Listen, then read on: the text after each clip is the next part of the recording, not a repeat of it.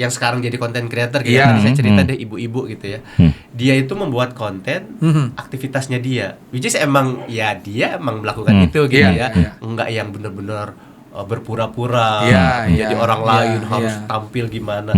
Karena dia enjoy, ya udah akhirnya ngebawainnya juga santai, seru gitu ya. Nggak ngerasa kayak dibuat-buat. Itu akan mempengaruhi juga itu akan lanjut apa enggak sebenarnya.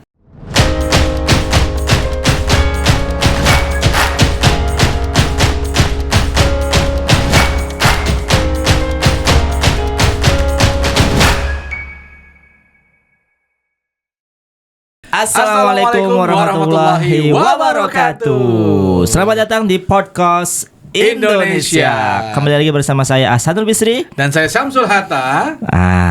Kita kembali di podcast Indonesia, tempat ngobrol asik, santai. Asik atau santai sih? Santai dong. Santai ya. Tempat ngobrol santai bikin naik level ya. Tapi nggak ada santainya tuh ya. Oke, Bro Bisri, jadi kita episode yang lalu ya kan kita bareng Mas Rian ya. Betul. Itu belum pulang sampai hari ini loh. Betul sekali. Kita kunci pintunya. Kita kunci pintunya ya. Oke, kita masih bareng Mas Rian. Assalamualaikum Mas Rian. Waalaikumsalam warahmatullahi wabarakatuh. Apa kabar? Alhamdulillah. Mas Bisri. Masih ya. Tetap template ya. Tetap template ya. Udah berapa lama Mas di sini? Berapa hari enggak pulang? 2 hari nih. Tetap template pertanyaannya. Oke. Jadi kita mau ngobrol apa Mas Bisri hari di ini kita, episode ini? Hari ini Ko Samsul dan juga Mas Rian mau ngobrol lanjutan di episode sebelumnya. Setelah sebelumnya kita ngomongin penting aset digital dan apa itu aset digital. Sekarang kita mau ngomongin how to-nya nih. Kita udah menyadari ternyata aset digital itu bisa jadi sesuatu. Itu tuh beneran aset yang bisa jadi produktif. Tinggal kita ceritakan, dokumentasikan dan kita sharingkan gitu ya. Sekarang kita mau tahu nih baby stepnya, cara-caranya gimana. Terutama tapi sebelumnya Mas Bisri, gimana tuh? Untuk level people yang baru nonton nih di episode ini, belum nonton episode sebelumnya, silahkan diklik dulu ya di sini. Pras bisa dimunculin nggak? Nah dari situ waktu itu saya berpikir, nih kayaknya mantep juga nih aset digital gitu ya, nggak punya offline store, tidak punya toko di mall-mall, tapi bisa berbisnis gitu. Mulailah saya tertarik bahwa ternyata media digital ini bisa menjadi salah satu. Nanti dimunculin nih sama Mas Pras nih, atau kita juga akan kasih linknya di kolom deskripsi ya. Untuk melihat dulu apa obrolan kita, saya dan bisnis dengan Mas Rian ya di episode sebelumnya, karena ini nyambung nih. Ya ini nyambung. Betul. Lanjut Mas Bisri. Betul, itu penting banget di episode yang sebelumnya karena itu jadi dudukan ya. Betul. Big why-nya biar dapat. Sekarang kita mau masuk ke how to-nya nih, Mas Rian ya. Kalau kemudian kita ngomongin tentang aset digital nih, Mas Rian ya, untuk level up people juga, gimana caranya kemudian kita memulainya nih? Kalau kita udah punya sosial media, kayaknya udah punya nih Instagram, udah punya nih TikTok, LinkedIn gitu ya. Kemudian aku kan karyawan, misalkan ambil contoh karyawan aja loh ya. Iya, karyawan aja. Kita ambil contoh karyawan. Nanti level people yang mungkin punya profesi lain silakan menyesuaikan ya. Betul. Nah, ini gimana nih gue mau mulainya nih? Gitu. Thank you Mas Samsul, Mas Bisri. Jadi sebenarnya langkah awalnya kita memang harus coba cek dulu. Jadi kita kan pengennya semua konten kita itu disukai sama yang menyimak gitu sama yang menikmati. Which is itu adalah follower kita nih. Saya ngomongin Instagram ya berarti followernya gitu ya. Atau friends-nya atau mungkin orang yang terkoneksi lah. Karena kita udah punya audience, maka kita coba cek dulu kira-kira arah konten kita ini sesuai nggak dengan interestnya mereka. Ini jadi penting untuk memulai karena apa? Pertanyaan, Mas, saya mesti bikin akun baru atau akun yang udah ada? Jawaban itu baru bisa terjawab ketika kita tahu profil dari follower kita. Betul. Follower kita adalah orang-orang teman-teman sekolah dulu misalnya gitu ya. Which is tuh teman-teman yang mungkin kalau kita lihat misalkan market saya siapa nih karyawan yang punya skill tertentu yang kayaknya kalau saya ceritain ke follower yang udah ada mungkin nggak terlalu interest. Maka itu bisa jadi salah satu alasan apakah kita bikin akun baru atau enggak. Gitu ya. Jadi kita mesti, kalau bahasa kerennya istilahnya apa ya? Check up dulu lah. Cek ombak ya. Cek dulu ya. Kalau followernya kira-kira sesuai dengan target yang kita mau, maka akun lama nggak jadi masalah. Tapi kalau misalnya kita pengen bikin akun baru gitu ya, misalkan kayak contoh saya pribadi gitu, di akun pribadi misalkan saya pengennya cuma aktivitas hari-hari aja, aktivitas keluarga boleh aja, maka untuk ngebangun tadi aset digital yang arahnya ke monetisasi atau mungkin branding, bikin akun baru gitu ya. Itu yang menjadi alasan pertama kita bikin akun baru atau tidak, jadi sesuaikan followernya. Yang kedua, misalkan katakanlah akunnya udah akun yang lama aja gitu ya. Jadi kita juga berarti harus sesuaikan, karena ketika nanti konten kita nggak relate dengan interestnya, bisa jadi nanti orang juga nggak akan tertarik. Ujung-ujungnya kalau sosial media terutama kan kerjanya dengan algoritma ya. Makin banyak engagement, ada yang nge-like, ada yang komen, atau mungkin ada yang share, maka algoritmanya akan positif tuh, artinya nanti akan banyak terdistribusi dengan audiens yang lain. Tapi semakin sedikit sebaliknya gitu. Jadi kalau kita mau pakai akun lama, berarti kita harus sesuaikan interestnya audiens kita yang udah ada. Gitu ya. Nah itu yang pertama. Kedua nih, udah tahu nih kita mau pakai akun yang lama. Kita lihat masing-masing platform akan membedakan apa yang harus disiapkan gitu ya, karena karakter dari audiensnya berbeda. Contoh kalau misalnya tadi misalkan dari sisi yang profesional, seorang karyawan ingin membangun mungkin brandingnya di LinkedIn misalnya, maka yang paling gampang adalah profile picture gitu ya. Di LinkedIn bisa beda sama di Instagram. Jangan pakai kaos oblong gitu ya. Jangan pakai kaos oblong, terus mukanya diunyu-unyuin gitu. Pokoknya tampilan profesional menjadi penting. Karena orang biasanya impresi pertama dari profile picture gitu betul. Mungkin dari sisi pakaian, pose dan lain-lain bisa disesuaikan. Enggak mesti yang harus kelihatan berdasi segala macam, tapi proper gitu, elegan lah ya. Elegan. Oke. Kemudian kalau kita lihat LinkedIn, berarti di sana apa sih yang biasanya dicantumkan? Ada latar belakang. Nah, itu juga kita harus ceritakan. Kalau saran saya memang nggak mesti bluffing nggak harus ngarang gitu ya. Jadi ceritakan aja secara proper gitu ya. Kita punya pengalaman apa, kita punya mungkin keahlian apa segala macam gitu ya. Kalau di LinkedIn juga ada latar belakang pendidikan segala macam itu diisi gitu. Nah nanti tinggal disesuaikan aja. Misalkan kita punya apa nih yang mau kita jual gitu ya. Mungkin kita punya pernah ngerjain project tertentu. Nah itu bisa dimasukkan tuh di dalam profile kita. Jadi ada portfolio, ada project. Kalau di LinkedIn kan bisa ya. Kita bisa masukin ke sana. Betul. Nah, semakin banyak project, semakin banyak experience, kita masukin aja. Tentunya secara proper ya. Tidak ngarang, tidak berlebihan. Nah, jangan ijazah palsu juga ya. Ijazah palsu. Agak nyerempet. Pinggir jurang ini ya. Oke. Itu yang pertama. Kalau ngomong Instagram, nah ini Instagram yang menarik karena audiensnya itu lebih luas.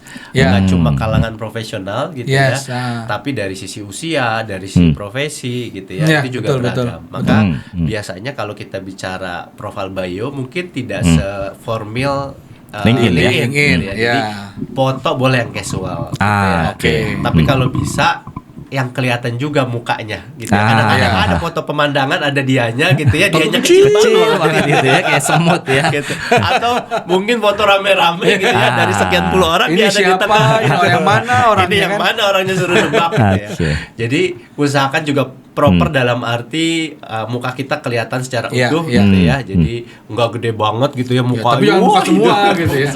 Jadi bajunya boleh casual, posenya juga casual, tapi kalau bisa mukanya kelihatan secara utuh gitu ya. Tentunya dengan wajah yang menarik lah. Mungkin senyum segala macam gitu ya. Kadang ada juga yang mungkin nggak senyum, ya itu juga bisa jadi. Ada juga menarik. Itu foto dari waktu COVID masih pakai masker, masih ada sampai sekarang. Pakai masker. Karena katanya cakepan pakai masker. Oke. Nah, kalau di Instagram ada bio di sana gitu. Di sana memang biasanya kalau ini sebenarnya dari awal sampai sekarang memang trennya ganti-ganti gitu ya. Mungkin kalau dulu bahasanya formil aja gitu ya, siapa diri kita segala macam. Nah sekarang memang karena eranya content creator gitu ya, industrinya udah di content creator, jadi profile bio kita juga mesti menggunakan bahasa-bahasa yang menarik, persuasif gitu ya. Misalkan betul. Mungkin trainer UMKM misalkan membantu para UMKM mencapai omset sekian. Betul. Membantu sekian ribu UMKM gitu. Ada bahasa-bahasa yang dalam tanda kutip marketingnya gitu. Sifatnya bisa macam-macam tergantung dari kompetensi kita atau dari sesuatu yang ingin kita share. Kalau Instagram yang gak kalah penting adalah link. Bagaimana kita istilahnya di reach dihubungi oleh orang-orang yang menjadi audiens kita gitu ya. Nah, artinya link itu kontak. Jadi bisa jadi gini, teman-teman mungkin ada yang misalkan ada yang udah punya website, mungkin boleh dicantumin websitenya di situ. Atau minimal yang paling gampang sih sebenarnya WA gitu ya. Boleh juga nyantumin WA itu dibikin link sehingga teman-teman yang berinteraksi secara personal mau nanya-nanya segala macam itu bisa gitu. Langsung kontak ke link itu. Oke. Selain profile biasanya saya nyebutnya keseragaman. Maksudnya biasanya branding dalam konteks personal ataupun produk itu dimulai dari konsistensi. Oke. Tadi kalau kita sebelumnya di episode kemarin ngomongin tentang jargon, konsistensi tentang cara bicara, cara ngebuka, ciri khas. Nah di dalam platform atau akun sosial media kita juga harus seperti itu. Jadi contoh, saya menggunakan huruf yang sama di setiap caption dari postingan-postingan. Atau mungkin menggunakan warna yang sama dari warna yang memang sudah kita pilih gitu ya, sesuai dengan karakter kita. Nah, konsistensi itu tanpa sengaja akan membentuk istilahnya ingatan di audiens kita. Kalau jadi top of mind lah ya. Betul. Warna ini Mas Samsul nih gitu ya. Warna ini Mas Bisri ini. Nah, sesederhana itu sebenarnya. Jadi nggak usah yang mungkin kalau ngomong caption, copywriting itu udah agak jauh gitu ya. Jadi kita mesti belajar, tapi minimal dari sisi komposisi layoutnya, jenis hurufnya, warnanya bisa dimulai dari situ. Disamain aja, lama-lama orang nanti mungkin akan terbiasa gitu ya. Terus apalagi ya? Kalau TikTok sama sebenarnya kurang lebih, tapi TikTok mirip-mirip adalah video base gitu ya. Jadi mungkin ngomongin seragam ya mulai dari openingnya atau mungkin teksnya gitu ya. Itu bisa disamain. Gitu. Kurang lebih gitu sih. Ya. Nah, baik. Nah, Coach Samsul dan juga Mas Rian tadi menarik tuh ya. Yang terutama di Instagram ternyata berbeda banget sama di LinkedIn ya. Kalau LinkedIn tuh looknya profesional, kalau yang ini bisa casual. Nah, yang kalau saya terbayangnya kalau kita yang sudah berprofesi trainer misalnya atau yang ingin membangun personal branding kan udah kebayang tuh.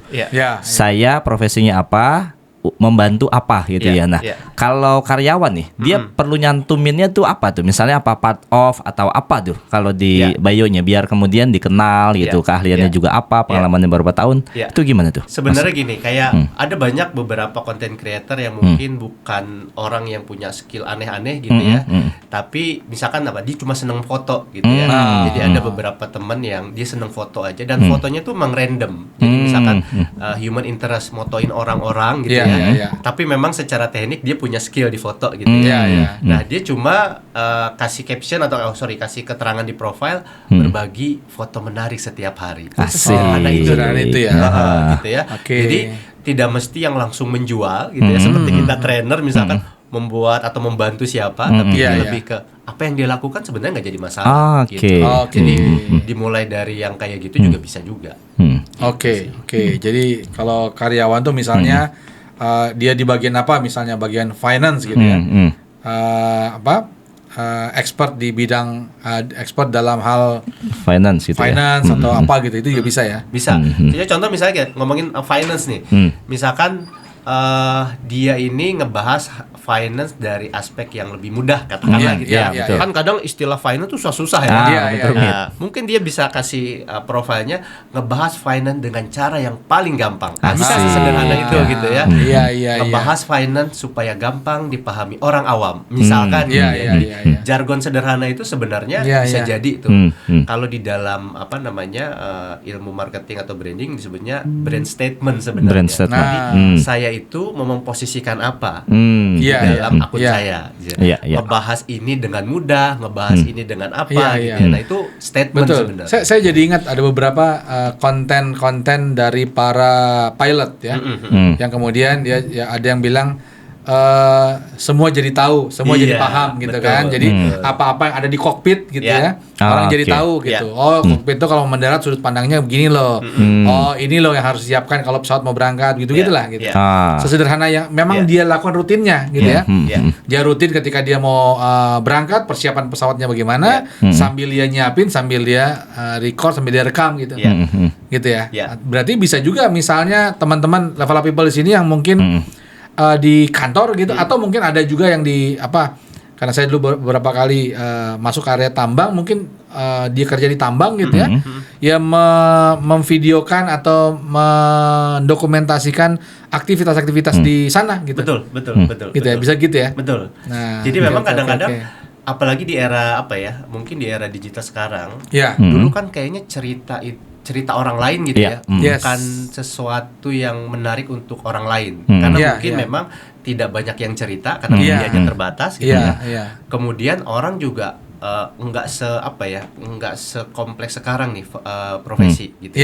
Contoh kalau misalkan tadi Mas Amil cerita gitu ya, mungkin orang dulu tahu ada penambang gitu ya, tapi nggak pengen tahu juga karena memang nggak pernah ada yang cerita. Tapi ketika tahu-tahu ada yang pakai ekskavator yang tinggi segala macam gitu ya. Nah dengan dia melihat penasaran itu akhirnya muncul. Ini apaan sih? Sederhana itu sebenarnya gitu ya. Ya, itu mirip banget tuh. Ada konten ini loh. Konten itu ekskavator yang garuk-garuk gitu kan gitu. Gimana sih ngegerakin lengannya gitu kan? Enggak tahu tuh. Kok bisa dia pas gitu. Gini pas dia ngambil gitu. Ternyata kendalinya dikasih lihat tuh. Oh, yang ini tuh fungsinya untuk yang ini. Ngegerakin tuh begini caranya gitu ya. Jadi memang di sosial media menariknya gitu ya, dengan semakin banyaknya orang membuat konten gitu ya, akhirnya memicu penasaran gitu ya. Dan penasaran itu yang akhirnya berlanjut menjadi engagement sebenarnya. Ada orang bertanya gitu ya, kemudian dibuatkan kontennya. Sederhana tadi misalnya orang masak gitu. Itu bumbunya gimana sih cara bikinnya? Akhirnya jadi berlanjut. Yang nanya biasanya nanti misalnya dijawab nih sama si pembuat kontennya gitu. Nanti dibikinin VT-nya ya, udah. Jadi nungguin kan, dan seterusnya gitu. Semakin banyak yang ditanya gitu, itu sebenarnya semakin tanda bahwa konten dia tuh menarik. Oke. Jadi yang pertama dari sisi sosial medianya dulu kita siapin asetnya kita siapin gitu ya, mulai tadi yang Mas Rian bilang, mulai dari fotonya, mulai dari profilnya gitu ya. Kalau misalnya di LinkedIn berarti mulai dari pengalaman-pengalaman yang memang di situ kita bisa masukin pengalaman kita, skillnya kita atau kemampuan kita apa saja. Kalau di Instagram tadi ya, di bio ya, di bionya diperbagus, diperbaiki gitu ya. Yang mungkin tadinya cuma nama Samsul Hatta, Samsul Hatta udah beres gitu. Nah, gimana itu diperbaiki jadi lebih terlihat profesional dan informatif. Dan informatif. Nah, kemudian mulai berikutnya konten ya berarti ya. Yang kedua adalah konten. Yang kedua konten. Konten mulai diperbanyak, diproduksi gitu ya, konten-konten yang sesuai dengan siapa kita, gitu ya. Kalau saya bisa simpulkan. Oke, apalagi nih? Nah, tadi menarik, saya mau nambahin sedikit. Ketika siapa kita itu menjadi penting, maksudnya gini. Kadang-kadang seseorang memulai atau membuat konten itu tidak konsisten karena memang nggak dia banget gitu. Jadi misalnya saya pengen kayak Mas Samsul misalnya. Gua bikin konten ngebahas leadership padahal saya nggak punya kemampuan di sana misalkan. Ya mungkin saya bisa tuh belajar sebentar gitu ya. Saya bikin 10 konten pertama mungkin masih nyaman. Atau ChatGPT sekarang. ChatGPT misalnya. ChatGPT kan bisa tuh sekarang. Tapi karena itu bukan saya banget. Jadi kadang-kadang ada titik di mana akhirnya saya juga bosen gitu. Karena saya nggak enjoy bikinnya. Beda kalau teman-teman gitu ya. membuat konten sesuai dengan interestnya. Gitu ya. Jadi apapun interestnya gitu ya. Karena konsistensi membuat konten itu salah satunya dipengaruhi oleh tadi tuh. Interest ya. Enjoy atau enggak? Betul. Gitu. Enjoy atau enggak, kita bisa menjiwai atau enggak, kan kadang-kadang capek juga ya. Kita melakukan sesuatu yang enggak gue banget gitu.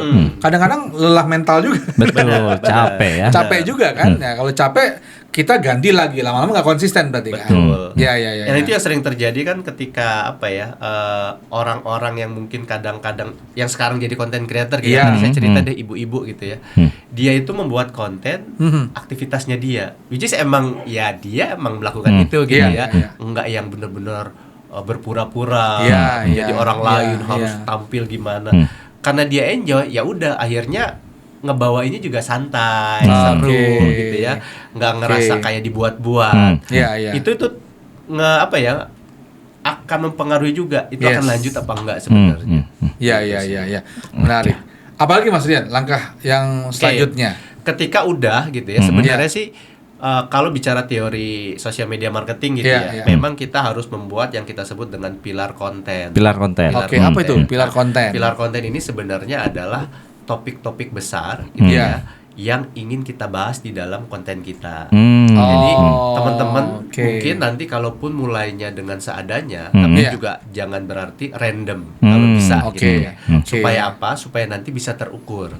Jadi gini, ketika kita membuat atau memulai konten di sosial media, ideanya memang harus kita rencanakan. Tadi kita udah ngebahas tentang interest gitu ya.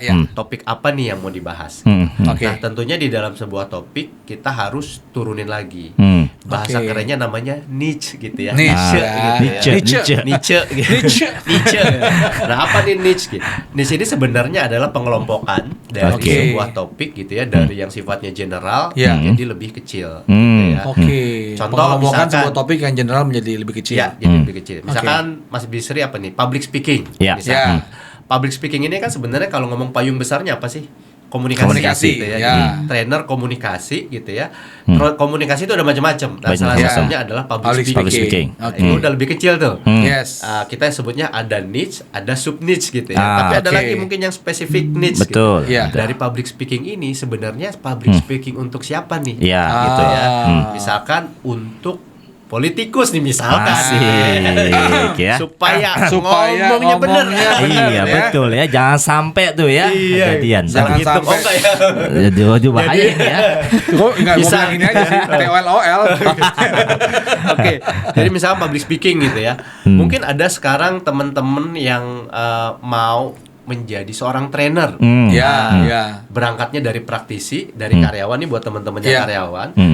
Punya skill tapi belum mampu ngomong. Pengen bisa bicara secara terstruktur, sistematis. Dia pengen belajar public speaking. Itu yang kita sebut dengan specific niche. Communication, public speaking for employee misalnya, atau for siapa tergantung. Ketika kita udah nentuin, katakanlah tadi nih, kita mau sharing tentang public speaking untuk para praktisi atau profesional. Maka nanti di dalam pilar kontennya kita harus bikin topik-topik besar yang memang relate dengan itu. Jadi contoh, seorang karyawan yang mau memulai sebagai public speaker gitu ya, katakanlah berani ngomong, apa sih sebenarnya masalah terbesarnya? Biasanya kalau saya ngomongin ngomongin pilar konten, itu biasanya dari 3 big problem mereka biasanya. Contoh, sebenarnya Mas harus 3, enggak juga. Nanti akan dievaluasi. Tapi semakin banyak nanti akan semakin terlihat nggak fokus. Bias gitu ya. Contoh public speaking deh ya supaya gampang. Untuk karyawan yang mau ngomong public speaking, apa masalahnya? Mungkin pertama tentang kepercayaan diri. Jadi bagaimana mereka mengatasi kepercayaan diri. Pilar pertama itu. Apapun tentang kepercayaan diri nanti akan jadi konten kita. Yang kedua, misalkan apa? Bagaimana menciptakan atau meng-create sebuah pesan yang menarik. Membungkus pesan ya. Membungkus pesan. Kemudian yang ketiga baru ini percaya dirinya udah sembuh, baru yang ketiga mungkin apa? How to deliver. Teknik bicaranya tuh. Kalau tadi kepercayaan diri kan tentang dirinya sendiri ya. Kalau tentang deliver kan beda nih. Kalau ngomongin apa delivery mungkin ada apa? Intonasi, bahasa tubuh dan lain-lain. Betul. Udah ditentuin nih pilar kontennya, baru nanti kita akan breakdown menjadi konten-konten yang lebih banyak yang kita sebut namanya content plan. Itu baru content plan ya. Content plan. Content plan itu biasanya baru berisi topik-topiknya tuh. Baru topik aja ya. Judul-judulnya Safalas bukan? Safalas bukan? Topik Safalas. Kok agak loading gue ya? Kapan ya ini? Ada hidayat. Maaf. Nah, udah dari pilar konten kita turunin jadi content plan. Baru nanti ketika kita eksekusi, formatnya baru kita sesuaikan. Ada yang sifatnya mungkin education. Education. Sifatnya agak resmi tuh. Serius. Tapi ada mungkin yang formatnya entertain. Jadi dibikin dialog segala macam gitu dan macam-macam lah. Jadi delivery atau bentuk format akhirnya itu bisa sangat beragam walaupun topiknya misalkan satu. I see. Nah, itu yang nanti akan kita turunin lagi menjadi konten kalender. Dari konten plan ya. Jadi kurang lebih kalau kita balikin lagi kita recap gitu ya. Pertama kita mesti punya big idenya apa, teman-teman punya interest apa, punya kompetensi apa, kemudian kita cari pilar kontennya supaya nggak terlalu random. Dari diturunkan niche tadi ya. Niche tadi betul. Dan dari pilar konten itu kita turunin menjadi apa subkonten, konten plannya. Konten plan ya. Nah dari konten plannya baru kita breakdown lagi menjadi jadwal jadi konten kalendernya tadi. Baru eksekusi. Nah, kalau di eksekusinya itu ke konten kalendernya itu apakah itu maksudnya ngomongin apa tuh? Apakah syuting, apakah editing atau nyari ide atau gimana? Jadi kalau udah jadi konten kalender, sebenarnya proses berikutnya yaitu produksi ya. Ngomongin produksi sebenarnya tergantung teman-teman mau mainnya basisnya apa. Apakah visual, kan cuma desain dan caption aja. Secara umum ya. Mau di LinkedIn ataupun di Instagram. Berarti ya produksinya cuma pakai Canva. Tapi memang kalau tren belakangan di sosial media itu yang lumayan membuat orang tertarik adalah kalau formatnya video. Maka kalau kita bicara produksi artinya apa? Ya bikin video. Kalau kita breakdown lagi bikin video, gimana caranya? Sebenarnya sih bisa aja spontan gitu ya, nge-shoot gitu ya, bla bla bla cerita gitu, boleh.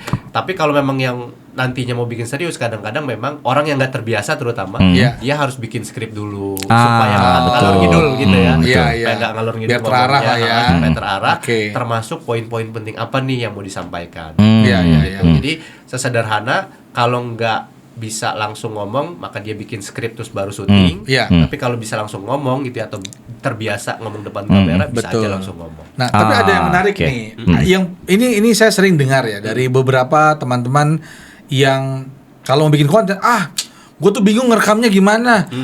Gue malu masa kemana-mana ada kamera gitu kan. Betul. Masa bawa tongsis gitu ya. Atau sesimpel mungkin kalau pas dia di meja kan dia perlu tuh nyalain kamera dulu kan. Nah itu kadang-kadang jadi hambatan tuh Mas Rian. Atau ada juga yang mungkin dia sendiri misalnya berangkat gitu ya di bandara gitu, pasang kemudian pura-pura jalan ambil lagi kameranya kan gitu. Nah tidak semua orang terbiasa dengan itu. Nah itu gimana tuh? Sebenarnya memang ini yang harus kita cek ke dalam diri kita sendiri gitu. Gini, di mana kita berani melakukan sesuatu itu aja dulu. Contoh tadi kita masih malu nih ngomong di depan halayak gitu ya, di depan umum. Ya jangan lakuin itu daripada nanti nggak dikerjain gitu ya. Ya berarti mungkin di rumah gitu ya, di kamar gitu ya. Tapi kalau misalnya memang sudah terbiasa, sebenarnya zaman sekarang itu alat-alat tuh udah canggih-canggih ya. Canggih itu dalam arti nggak mesti mahal tapi sangat fungsional gitu ya. Contoh misalkan ngerekam sekarang pakai handphone udah bagus banget. Bahkan beberapa handphone udah ada fitur-fitur yang memang cakep lah hasilnya tanpa perlu edit gitu ya. Kemudian bicara yang kedua biasanya apa? Kalau kita bicara produksi biasanya kalau ngomong video ada gambar dan ada suara gitu ya. Betul. Sekarang udah banyak banget juga mic yang mungkin secara harga nggak terlalu mahal. Wireless gitu ya, dan itu udah cukup proper. Jadi sekarang sih sebenarnya bicara alat udah enak lah dibanding mungkin 5-10 tahun lalu gitu ya. Ya tinggal kitanya aja nih. Kalau saya pribadi gitu sebenarnya punya beberapa alat yang memang contoh kalau ngomongin tripod itu ada yang ditempel, itu udah jadi langsung tripod gitu ya. Jadi kita ngomong bisa di meja, tinggal taruh, udah ngomong, ngerekam. Tinggal ditinggiin pakai buku, udah selesai. Dan itu bisa dilipat lagi tuh. Jadi bentuknya kayak tempelan, kayak dompet yang di belakang handphone ada ya. Kayak gitu. Itu ada tuh yang jual sekarang. Harganya juga cuma 150.000 daripada bawa tripod segini gitu. Kalau mau yang lebih proper mungkin ya udah bawa aja yang cuma satu kan ada ya monopod gitu ya, kayak monopod gitu. Itu juga sekarang udah gampang banget dan kecil murah gitu ya. sih, betul. Gitu sih. Oke. Nah, betul bahwa itu sekarang bisa lebih mudah lah karena peralatannya lebih ada banyak, sudah banyak lah peralatannya, sudah banyak banget. Cuman mulai lagi Mas Rian, pertama kayak isu paling besarnya adalah malu. Nggak pede. Emang ada yang lihat gitu. Iya, gimana sih? Kalau ada yang lihat itu berarti sudah jadi tuh. Ini jangan kan ada yang lihat belum bikin gitu. Bikin aja belum. Kenapa? Pas mau bikin banyak terkendala karena itu. Padahal dia punya sesuatu yang bisa jadi bermanfaat untuk banyak orang. Betul. Ya. Sebenarnya memang balik lagi ke kitanya sih ya. Jadi pada saat memang rasa itu masih ada gitu ya.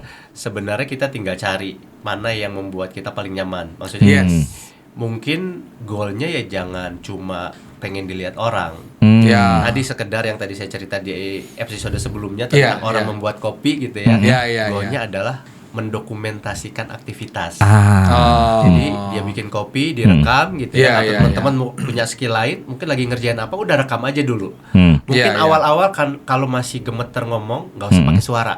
Gitu ya. Nanti pakai back sound, mungkin dikasih caption aja gitu ya. Nanti pelan-pelan udah berani ngomong, mungkin ada suara tapi muka belum ngeliat ke kamera gitu ya. Nanti pelan-pelan lagi udah berani ngomong baru cerita. Halo guys, hari ini saya mau cerita tentang bla bla bla bla bla. Jadi bisa dibikin step by step.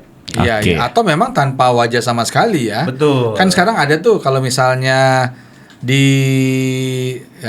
kalau sekarang dia jadi alat editor video nomor 1 kayaknya di dunia. Yang paling banyak dipakai nomor 1-nya maksudnya ya. Yang cut ya. Capcut. Nah, itu kan dia bisa tuh buat jadi masukin videonya. Tapi gambarnya kita langsung pakai AI. Dia akan cari gambar-gambar yang relate dengan suaranya. Dengan apa yang dikatakan gitu ya. Itu sebenarnya betul. Bisa banget sekarang istilahnya faceless ya. Faceless betul. Faceless video. Tapi balik lagi yang kita mau jual ke depannya sebenarnya apa? Maksudnya gini. Kalau bicara konten, kadang-kadang kan kita memang goalnya adalah personal branding. Betul. Kayak misalnya penyiar radio, dia itu nggak kelihatan muka, suaranya yang diingat. Nah itu zamannya radio. Tapi kalau zamannya sosial media gitu ya, kadang-kadang kalau bicara personal branding mau nggak mau muka kita harus kelihatan. Tapi kalaupun tadi dimulainya dengan faceless nggak apa-apa juga gitu ya. Nanti pelan-pelan gitu ya, baru tadi mungkin baru mukanya kelihatan belum langsung ngomong, baru nanti udah berani baru benar-benar ngomong di depan kamera gitu. Gitu sih. Jadi intinya mulai aja dulu. Rekam aja dulu. Kalau mungkin strategi lainnya mungkin bisa ini juga kali. Rekam dulu aja, posting nanti tinggal dilihat gitu. Jadi yang koleksi pribadi ya. Berarti latihan kalau kita bikin lebih kecil lagi latihannya adalah latihan lihat rekaman sendiri dulu. Betul. Gitu kali ya. Jadi rekam dulu, lihat sampai terbiasa kita lihat wajah kita sendiri gitu, kemudian posting gitu ya. Betul. Saya juga mau nambahin tadi kalau kaitannya sama produksi sebenarnya sekarang itu kan zamannya AI ya. Jadi beberapa waktu lalu mungkin cerita sedikit, beberapa waktu lalu saya trainingin sebuah perusahaan otomotif gitu ya. Sebuah perusahaan otomotif ini untuk teman-teman sales nih. Teman-teman sales yang harus membuat konten gitu ya. Nah, ini program dengan mereka ini udah dari 4 tahun lalu lah. Udah 5 tahun lalu kita berjenjang bergulir. Ini adalah orang-orang sales yang aktivitasnya sales, bukan content creator. Nggak punya kemampuan public speaking, nggak punya ide bikin copywriting, nggak tahu cara foto yang bagus, syuting yang bagus gitu ya. Tapi kita bikin program secara berjenjang gitu ya. Sampai kemarin terakhir programnya saya membuatkan sebuah tools AI, custom GPT gitu ya, untuk teman-teman itu mencari ide dari 0 sampai jadi. Jadi contoh gini, teman-teman nih ada kepikiran sesuatu gitu saya pengen bikin konten nih, tapi bingung gitu ya, apa yang bisa membuat itu menarik. Paling gampang sebenarnya teman-teman suka siapa, konten kreator siapa. Misal saya nih, saya suka konten kreator si A gitu ya. Kita tinggal minta tolong ChatGPT atau katakanlah Gemini atau AI apapun untuk melakukan analisa terhadap konten itu. Apa yang kita analisa? Ya, kita minta analisa bagaimana gitu ya konten ini, apa yang menarik, konten mana yang viral, apa yang membuatnya viral, apapun. Sebenarnya memang tidak selalu valid gitu ya, tapi minimal kita jadi dapat gambaran. Punya gambaran ya. Orang itu suka kontennya dia karena apa? Gitu. Nah, itu bisa jadi insight menarik buat teman-teman membentuk tadi. Saya tuh pilar kontennya apa ya? Saya itu konten playnya mau seperti apa ya? Karena kalau dengan AI kita bisa breakdown tuh. Jadi abis kita capture beberapa benchmark akun yang kita sukai, kita sarikan gitu ya, kita tanya, kita minta AI-nya analisa, nanti akan keluar. Kemudian tinggal kita tanya ke AI-nya. Kalau saya mau atau kalau saya ingin membuat konten yang serupa, poin mana yang masih menjadi poin menarik? Nanti akan disuggest sama AI-nya gitu ya. Apa aja nih? Oh, mungkin kurang di trick and trick, mungkin kurang di bagian tutorial dan lain-lain. Nah, di sana kita bisa kembangin sebenarnya. Jadi sekarang itu udah enak banget. Itu baru apalagi udah ada AI bantu banget ya. Baru ngomongin konsep. Kalau ngomongin tadi misalkan skrip, itu lebih gampang lagi gitu ya. Kita tinggal masukin topiknya apa, kita tinggal bilang saya ingin dibuatkan skrip gayanya Mas Samsul Hatta, masukin linknya, nanti akan keluar tuh skrip video yang stylenya mirip si orang yang kita benchmark gitu ya. Kita kan sekarang banyakan ATM ya, artinya nggak ada yang baru lah di dunia ini. ATM, kita bisa belajar modifikasi atau betul. ATP. Plak. Mati tiru plak. Jadi dengan konten dengan alat bantu yang tadi saya sebut sebenarnya kita tuh enak banget. Mau buat konten, cari ide, bikin gambar, segala macam tuh bisa kebantu. Nah, tinggal memang kita di bagian utama tadi yang kita cari market yang seperti apa itu yang harus kita tentukan dulu di awal supaya ke belakangnya tuh udah tinggal ngikutin aja gitu. Gitu. Udah ada itu ya koridornya ya. Betul. Nah, tapi ini juga sebenarnya Bro Bisri, ini tidak hanya berlaku untuk para karyawan. Betul. Leader juga perlu. Betul. Leader juga kenapa? Karena kepikiran Mas Rian, leader-leader itu kadang-kadang alasan sibuk, mereka tidak mau posting gitu ya, mereka tidak mau membuat mengoptimalkan digital asetnya mereka gitu ya. Sehingga apa ya? Dia cuma dikenal di perusahaannya ya. Ketika dia keluar, orang nggak tahu siapa dia. Orang tidak tahu bahkan mungkin kemampuan dia, mungkin dia luar biasa gitu ya, tapi hanya di lingkungan kecil itu aja yang tahu. Dampaknya apa? Beberapa itu saya pernah ngobrol-ngobrol sama beberapa leader gitu ya. Ketika mereka sudah selesai di satu perusahaan, biasanya kan kalau dia sudah top leader, top management, ada rentang waktu tertentu. Selesai dari situ kan nggak mungkin dia turun lagi kan. Dia selesai dari situ sudah pensiun lah dia gitu. Walaupun mungkin secara usia masih produktif gitu kan. Nah, ketika dia keluar mau nyari lagi itu nggak mudah. Karena orang nggak kenal. Betul. Ya, kalaupun orang tahu dia ada CV misalnya. Oke, tapi cuma tahu di lembar kertas itu. Biasanya kan gitu orang, apalagi sekarang ya, level people sekarang itu banyak yang kemudian HR gitu ya, atau headhunter misalnya, cari di mana mau cari informasinya, sosial media dulu. Betul. Cek dulu ini Rian Mauladi gitu ya. Ini siapa nih orang ini, cek dulu dia. Oh, ini track recordnya begini gitu. Oh, dia punya alat-alat bagus-bagus gitu kan. Masuk ya. Nah, dia digital marketing atau digital apalah, punya digital spesialis digital lah pokoknya, digital macam-macam soalnya dia. Nah, itu perlu banget bagi para leader. Nah, itu yang kemudian kita lihat para leader juga ya, kalau kita lihat sekarang di negara ini kan sudah banyak juga ya mulai kan kemana-mana kamera ikut gitu ya. Jadi selebritis di sosial media. Nah, itu sebenarnya poinnya adalah untuk dia membangun brandingnya kan. Betul. Jadi memang sekarang sebenarnya teman-teman leader gitu ya, apalagi kalau punya experience di perusahaan-perusahaan yang lumayan bagus gitu ya. Sosial media itu jadi salah satu alat atau etalasenya mereka gitu ya. Walaupun mungkin kalau masih kerja konteksnya nggak langsung monetisasi gitu ya, tapi bagaimana ekspertisnya dia terlihat di dalam aktivitas yang dia dokumentasikan gitu. Oh ternyata pernah di sini, oh ternyata dia mimpinya di sini dan seterusnya gitu.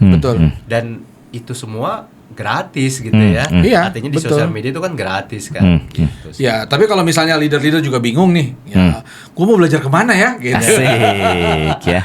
Saya tahu tuh. Kemana kan, gitu ya. Nah, kita juga buat nih program leadership yang kemudian di dalamnya juga termasuk leader as a brand. Bagaimana leader itu menjadi brand? Apakah membawa brand perusahaan di mana dia memimpin, juga brand dirinya, gitu ya. Dan Mas Rian juga di situ ya.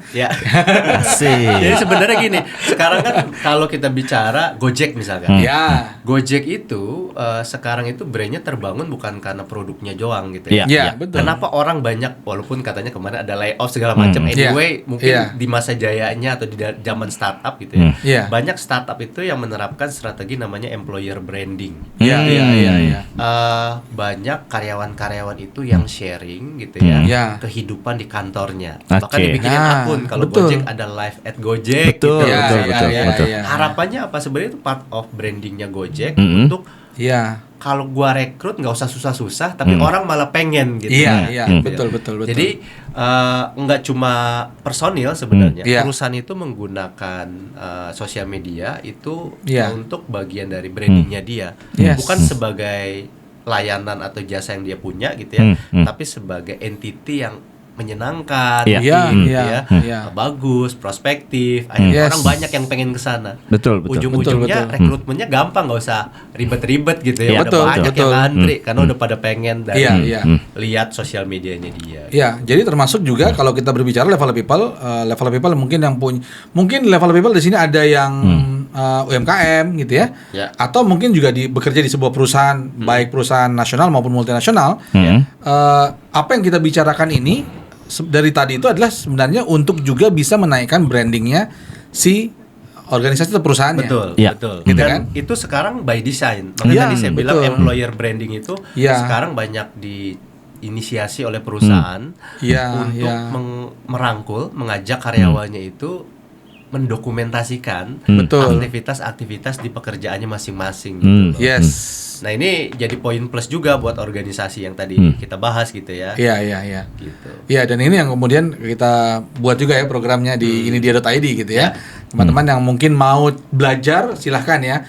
Email ke podcast aja emailnya ya, ke podcast.id@gmail.com. Boleh nanya-nanya, boleh mau tanya misalnya ada pertanyaan-pertanyaan yang bisa kita bedah lagi mungkin di episode-episode berikutnya, atau pengen tahu gimana sih cara yang betul-betul serius kalau mau belajar, yuk silakan email ke podcast.id@gmail.com. Nanti kita akan buatkan episode khusus kalau memang teman-teman pengen bertanya dan pengen ada yang dibahas, atau kalau pengen tanya-tanya tentang ini kalau saya mau belajar seriusnya di mana, boleh nanti kita akan informasikan. Oke. Next, Mas Bisri.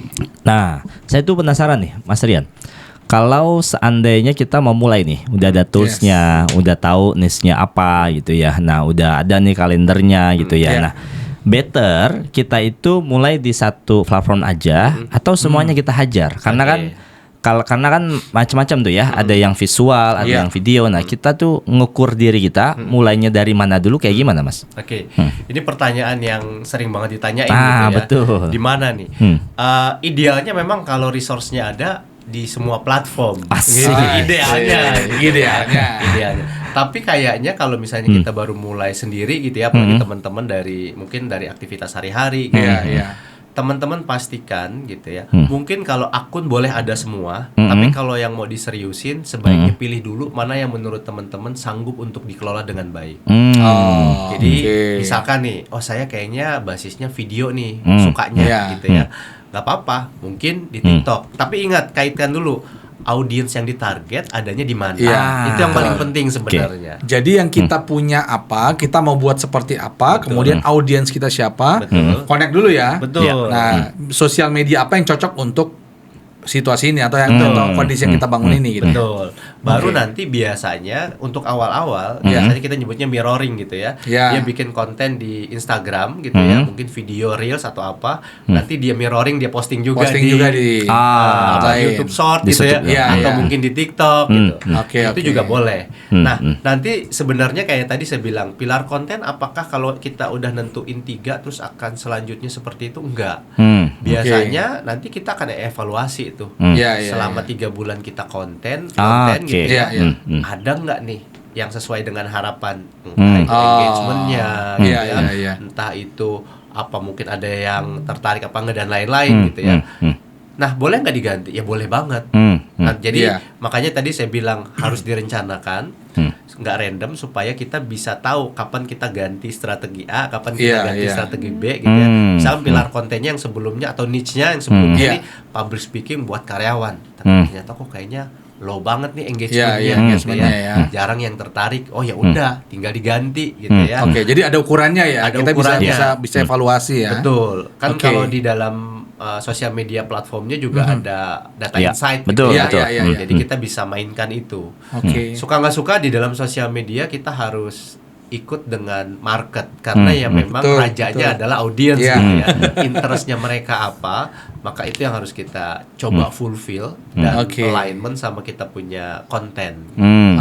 Oke. Ada lagi Pak Bisri? Saya jadi penasaran nih, Pak Samsul ya. Nah, kan teman-teman nih pasti udah bikin konten, katakanlah 3 bulan gitu ya, udah masuk tuh tadi untuk mengevaluasi. Nah, mengevaluasinya tuh kayak gimana Mas ya? Karena dia bingung kan, ini tuh sebenarnya udah apa belum? Nah, misalnya kadang yang satu pilar kadang besoknya enggak gitu. Videonya kadang dikit. Nah, ngukurnya tuh gimana tuh Mas? Jadi kalau misalnya bicara pengukuran, sebenarnya di masing-masing platform tadi ada tuh yang namanya data insight. Betul. Di sana kita bisa lihat engagementnya gitu ya, kemudian like-nya, komennya, share dan lain-lain. Atau kita juga bisa menggunakan tools baik yang gratisan di luar platform gitu ya, ataupun yang berbayar pihak ketiga gitu. Nah, memang kita harus tentukan dulu. Contoh nih, saya pengen, misalkan saya memang ini udah saya kasih contohnya agak ekstrim supaya bisa kebayang. Saya misalkan seorang sales, sales mobil misalkan. Goal saya konten itu adalah membuat orang itu kontak ke WA saya. Saya mau pakainya Instagram. Nah, ketika saya mau ada orang yang ngeklik WA, kita mesti tanya di mana link WA itu ada. Adanya kan di profile. Betul. Artinya kalau kita pengen ada orang yang ngeklik link WA, berarti orang itu harus datang ke profile. Nah, pertanyaannya, apakah dengan parameter like doang kita udah bisa happy? Nggak bisa. Goalnya bukan like. Betul. Apakah dengan komen? Nggak juga. Apakah dengan share? Enggak juga. Apa parameternya? Nah, kalau di dalam data insight-nya Instagram ada yang namanya profile visit. Maka parameternya orang harus kita bikin datang ke profile kita. Datang ke profile aja pasti ngeklik gak? Belum tentu gitu ya. Apalagi cuma nge-like. Ini yang tadi saya mau jelaskan, kita itu kadang-kadang suka salah. Pengennya apa, tapi yang dilakukan atau yang diukur apa. Ini sering terjadi di teman-teman sales terutama atau yang punya bisnis gitu ya. Kita itu sibuk ngomongin engagement rate. Engagement rate-nya udah bagus, tapi kenapa nggak ada yang closing rate-nya ya? Saya, closing Pak. Profile visitnya ada nggak gitu? Ada yang datang sampai ke profile nggak? Kalau nggak ada, itu sampai kiamat kurang 2 hari nggak ada yang klik tombol WA-nya gitu ya. Jadi kalau kita udah engagement rate-nya bagus, udah kita lihat apakah untuk membuat orang datang ke profile itu dengan engagement rate cukup. Kalau enggak, ya udah lakukan hal yang lain. Misalnya, berarti nggak bisa dari engagement rate satu postingan.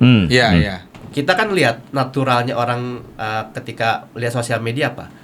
Lihat bagus pertama mungkin bagus. Udah belum tentu tuh nge-like. Nanti ketemu lagi saya ngeliat kontennya Mas Samsul.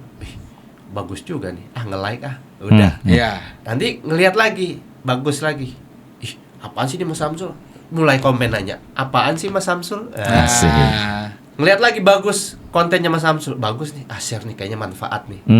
Sampai kita berkali-kali bikin konten bagus, gue follow aja deh nih kayaknya supaya dapat kontennya Mas Samsul.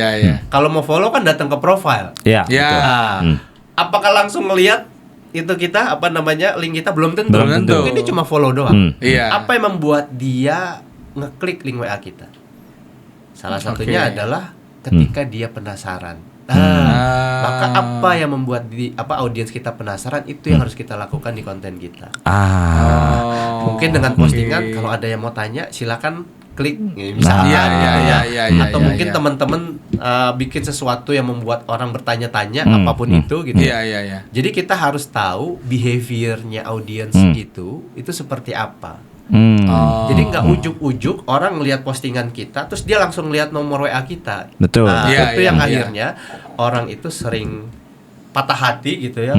Pak, saya udah seminggu, sebulan gitu ya, 6 bulan posting tapi kok nggak ada yang masuk ke kolom ke link WA. Link WA. Profile visitnya ada nggak? Profile visit buat apa? Ini betul. Mungkin kalau saya negesin matriks atau ukuran itu menjadi penting untuk kita tahu ekspektasi kita di mana. Oke. Tapi ini kan artinya level people ini yang tadi barusan kita disampaikan Mas Rian ini adalah kalau memang kita sudah mau sampai ke tahap evaluasi supaya kita evaluasi nih. Oh, tadi ada link WA atau mungkin masuk ke website kita gitu kan. Nah, itu kalau kita sudah sampai tahap itu. Cuman kalaupun belum, minimal buat dulu aja kan. Kita kembali lagi ke awal kan. Buat dulu aja, nanti bertahap sampai ke posisi ini. Kalau memang ternyata sudah banyak like belum tentu kita berbicara tentang mereka tertarik betul dengan kitanya. Bisa jadi cuma dengan satu postingan itu aja. Betul. Gitu ya. Siapa tahu postingan itu bagus, dia like. Tapi belum dia mencapai sampai pada titik penasaran si Samsul nih siapa sih dia gitu kan. Atau gue pengen deh lebih dekat dengan si Samsul. Klik websitenya untuk tahu lebih banyak tentang dia, apa sih yang dia lakukan dan seterusnya. Gitu ya. Betul. Jadi emang kata kuncinya satu sih, relevansi gitu ya, atau relate. Apapun yang kita posting harus relate sama audiens yang ada di akun kita itu. Siapapun audiensnya gitu. Karena semakin dia relate, dia akan semakin konsisten untuk menyimak posting-postingan kita. Semakin sering dan semakin menarik, mungkin dia akan lebih tertarik untuk terkoneksi, follow dan lain-lain gitu ya. Semakin sering kadang-kadang kita bikin penasaran, akhirnya dia mungkin nggak ke WA, mungkin message gitu ya, DM, nanya ini, nanya itu juga bisa juga gitu. Nah, baik. Nah, berarti Mas Rian kalau balik lagi tadi yang relate untuk kemudian memulai, berarti relate-nya itu diambil dari yang tadi ya, yang sudah dijelasin 3 masalah tadi. Betul. Sebenarnya relate-nya itu tergantung dari kita ya. Jadi biasanya ada yang mungkin teman-teman Mas Samsul tahu ikigai gitu ya.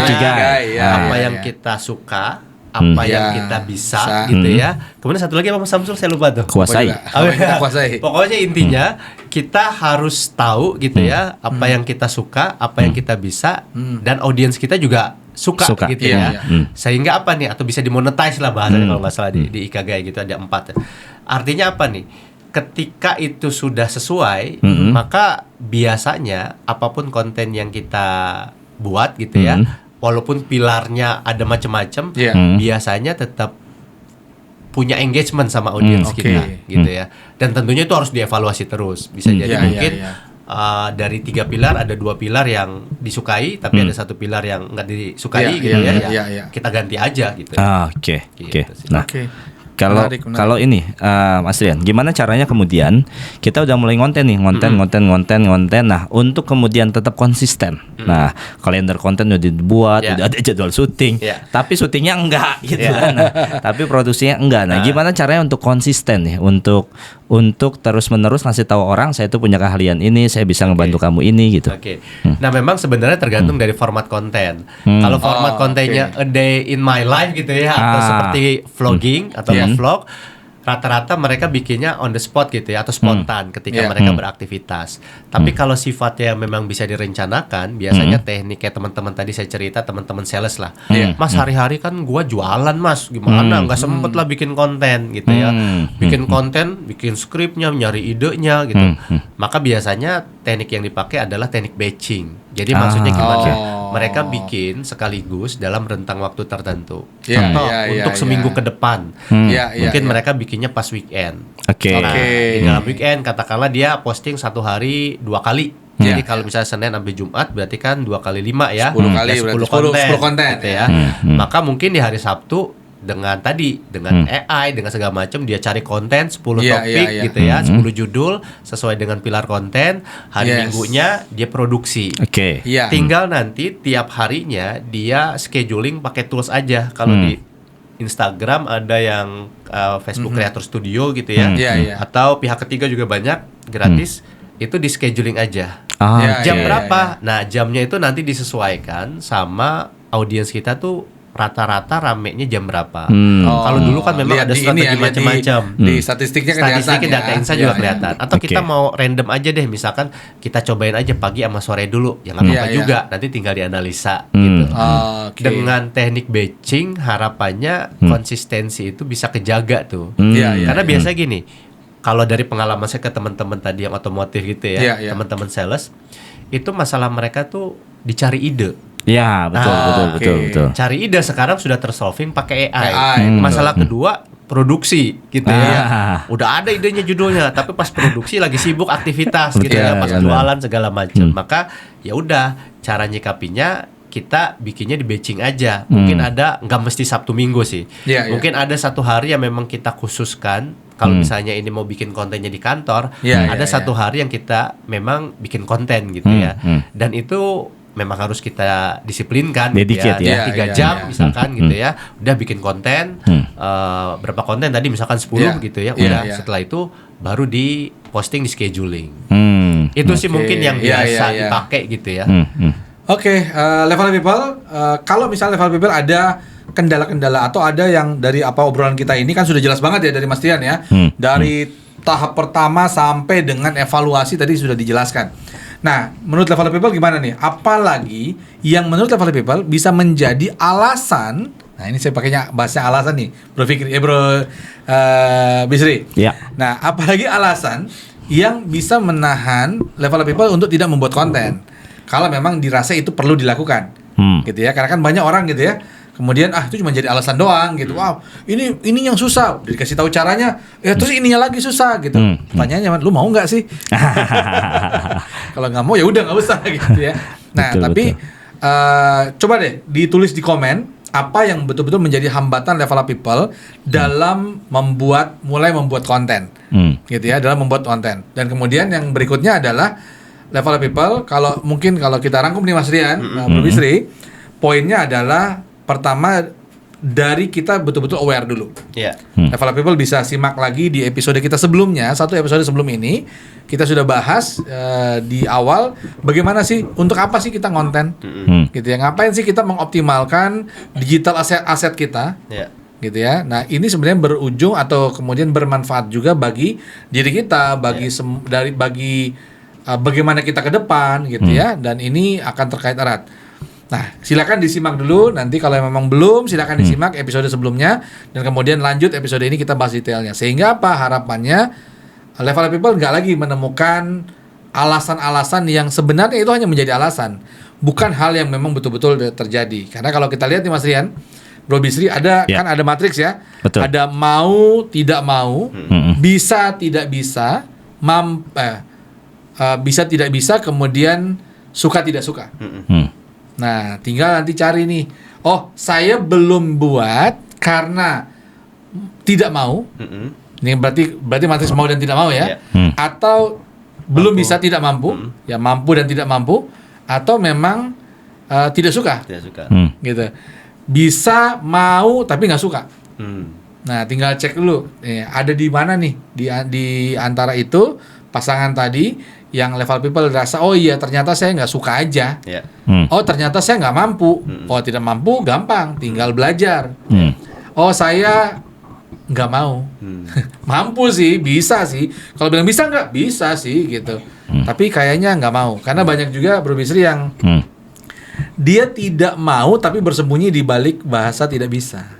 Asik. Gitu kan. Nah jadi Level People terkait dengan bagaimana mengoptimalkan digital asset kita untuk bisa menambah value kita ke orang lain atau mungkin bahkan ke diri kita sendiri, juga memperbesar manfaatnya. Silahkan mulai cek di diri sendiri.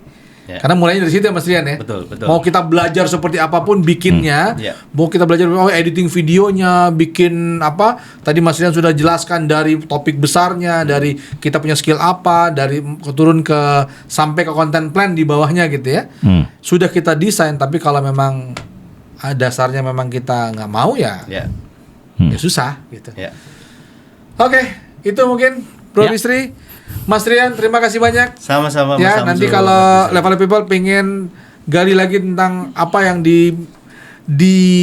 dimiliki keahliannya oleh Mas Rian, boleh silakan komen atau kemudian taruh pesannya di email kami podcourse.id@gmail.com. Sip. Sampai jumpa di episode berikutnya. Terima kasih Mas Rian. Assalamualaikum warahmatullahi wabarakatuh. Dadah.